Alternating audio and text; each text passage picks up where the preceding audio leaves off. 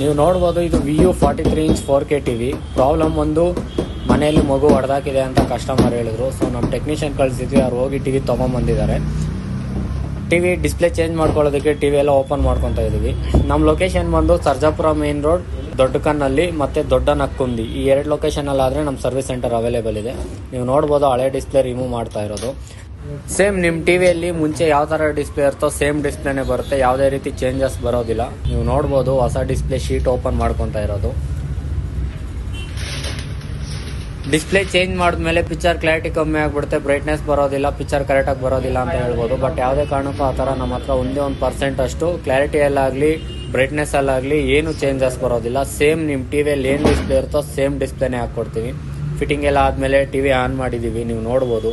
ನಿಮ್ಮನೇಲೂ ಇದೇ ಥರ ಡಿಸ್ಪ್ಲೇ ಏನಾದರೂ ಹೊಡೆದೋಗಿದ್ರೆ ಇಲ್ಲಿ ಮೇಲೆ ಕಾಣಿಸ್ತಾ ಇರೋ ನಂಬರ್ಗೆ ಟಿವಿ ಮಾಡೆಲ್ ನಂಬರ್ ಫೋಟೋ ಮತ್ತು ಟಿವಿ ಏನಾಗಿದೆ ಅನ್ನೋದೊಂದು ಫೋಟೋ ನಮಗೆ ವಾಟ್ಸಪ್ ಮಾಡಿ, ನಾವು ಚೆಕ್ ಮಾಡಿ ಹೇಳ್ತೀವಿ ಎಷ್ಟಾಗುತ್ತೆ ಅಂತ. ನಮ್ಮದು ಹೋಮ್ ಸರ್ವಿಸ್ ಸಹ ಅವೈಲೇಬಲ್ ಇರುತ್ತೆ.